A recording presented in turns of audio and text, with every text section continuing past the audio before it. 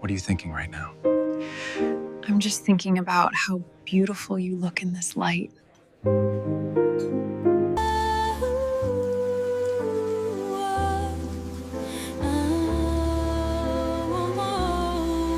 Mark had learned to listen without interrupting. At 42, it was one of the few skills life had forced on him after a quiet divorce and too many nights alone.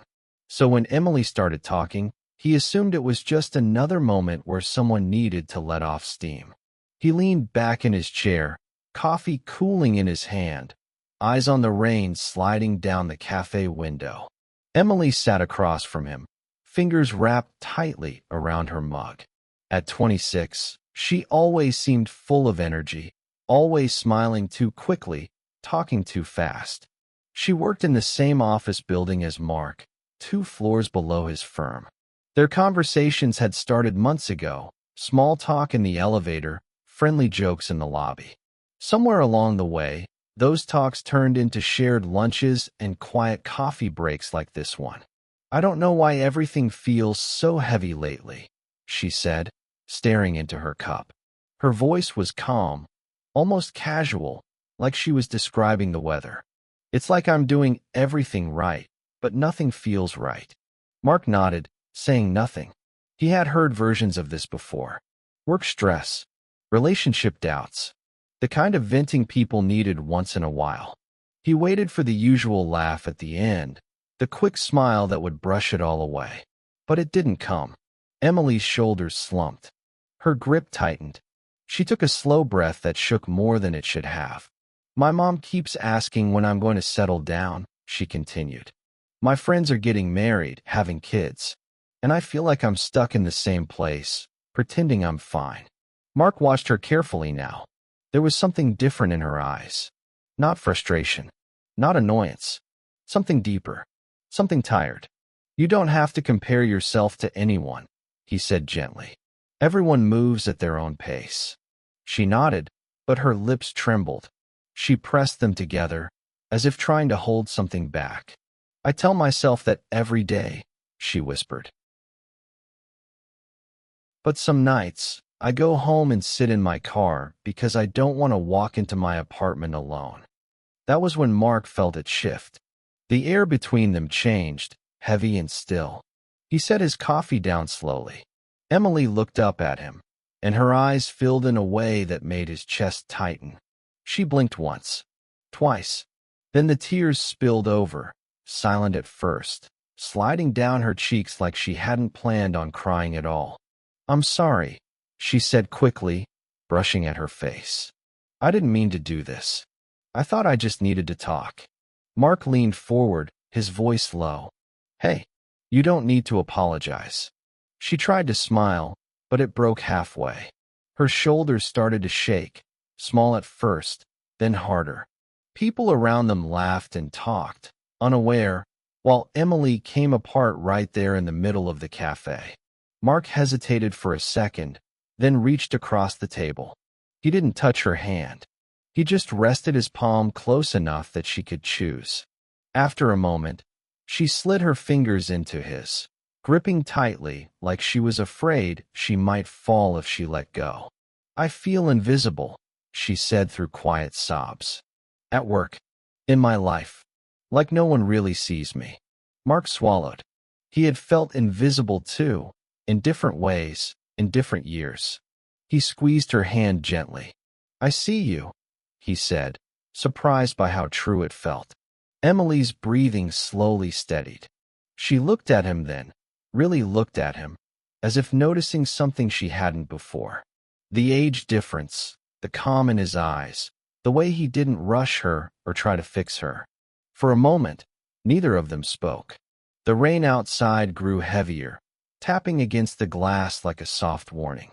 Mark didn't know it yet, but this wasn't just a moment of venting.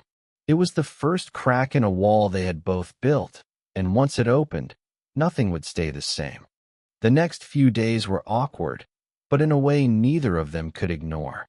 At the office, Emily avoided looking at Mark too long, as if she were afraid he might see something in her eyes that she wasn't ready to admit.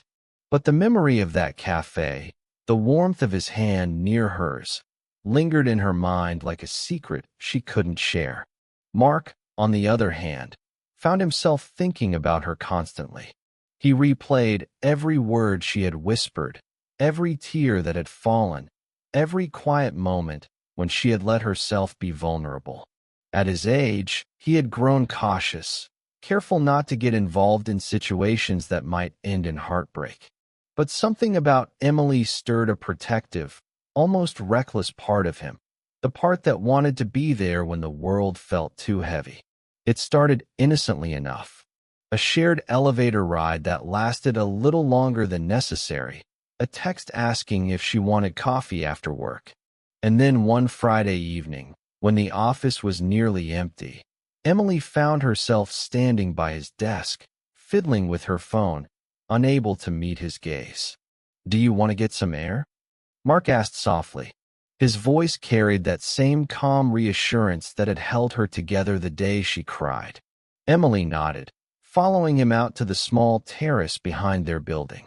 The city stretched below them, lights flickering like tiny stars, rain-soaked streets reflecting the glow. The air smelled faintly of wet asphalt and possibility. "I don't usually do this," she confessed, her voice quiet, hesitant. "Go somewhere like this with someone I barely know outside of work." Mark looked at her, the dim streetlights highlighting her delicate features. "Then maybe it's a good thing," he said. "Sometimes the people we barely know end up being the ones who matter the most." Emily swallowed, trying not to let her heart race. She hated admitting it, even to herself, but she wanted to believe him. She wanted to trust the comfort he offered without expectation, without pressure.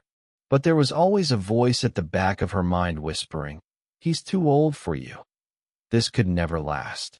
Mark, noticing her hesitation, reached out again, not to touch, just to close the space between them. "I'm not going to rush you," he said. "I just want you to know. I care." For the first time in weeks, Emily let herself breathe. And then she laughed, a soft, shaky laugh, but genuine.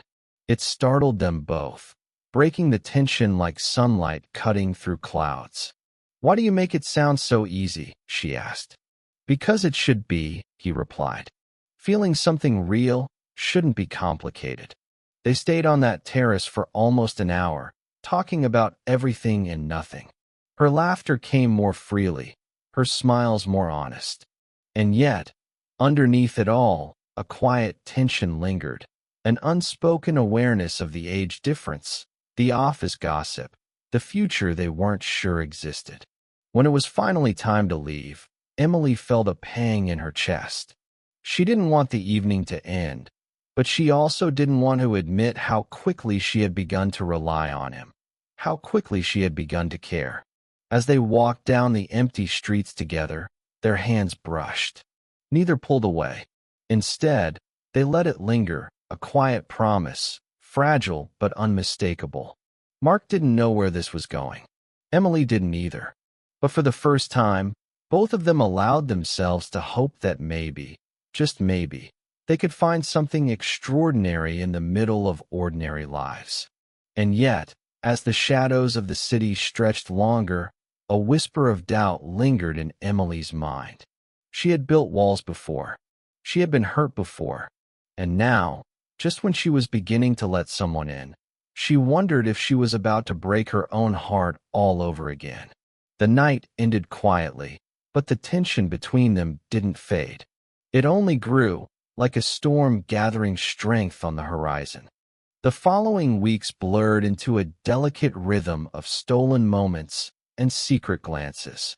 Emily and Mark found themselves drawn to each other in ways that felt both exhilarating and terrifying. Coffee breaks stretched longer. Elevator rides became excuses to talk. And every time their hands brushed, a spark ignited that neither could ignore. One rainy evening, Mark invited Emily to a small, quiet restaurant he frequented, a place with warm lights and a soft piano playing in the corner. She hesitated outside, the familiar voice of doubt whispering that this wasn't conventional, that the world might judge them. But when she saw him waiting, calm and patient, all of that hesitation melted away. They sat across from each other, menus forgotten, and just talked. About work, about dreams, about fears they had never shared with anyone else. Emily noticed the way Mark listened, not just to her words, but to the spaces between them, the unspoken things. He saw her, truly, and that realization was both terrifying and comforting. "Mark," she began, her voice barely above a whisper, "I can't stop thinking about you. About us." He reached across the table and took her hand, the warmth of his touch grounding her. "Emily, I've felt the same way for weeks. But I want you to know, I'm serious about this. About you." Her breath caught.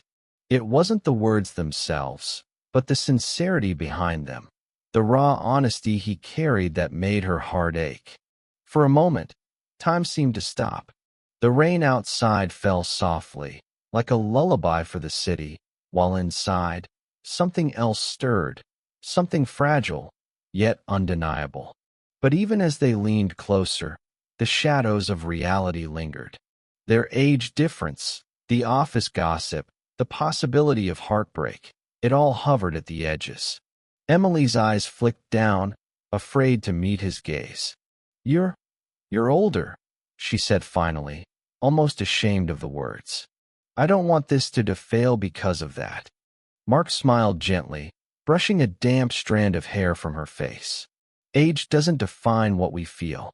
And I promise, I'm not here to hurt you. I'm here because I see you. And I want to be with you, no matter what anyone else thinks." Her lips trembled, and she felt tears prick at the corners of her eyes. Not from sadness this time, but from relief, from joy, from the overwhelming realization that someone finally saw her the way she deserved. She let herself lean in, closing the gap, letting the fear and doubt dissolve into a quiet certainty. Their kiss was soft at first, hesitant, as if testing the waters. But then it deepened, carrying with it weeks of unspoken emotions, all the laughter, the tears, the quiet moments of connection. The world outside ceased to exist.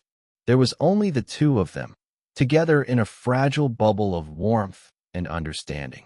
When they finally pulled back, Emily rested her forehead against his chest, listening to the steady beat of his heart. "I don't know what the future holds," she admitted softly. "Neither do I," Mark replied, holding her tighter. "But I know I want to face it with you." The rain slowed, and the city lights shimmered like a promise of something new. In that moment, Emily realized that life didn't always follow the rules she had set for herself. Sometimes, love came unexpectedly, defying logic and expectations. And sometimes, it arrived in the quiet moments, over coffee, in a cafe, in the gentle touch of a hand that refused to let go. They walked out of the restaurant together, hands intertwined, hearts racing, and for the first time in a long time, both of them felt like they were exactly where they were meant to be. Mark looked down at her, a soft smile on his lips. "I thought I was just helping you that day in the cafe," he said quietly, "but I think we were helping each other." Emily laughed softly, tears of happiness glistening in her eyes. "Maybe we were," she whispered, "and maybe that's all that matters."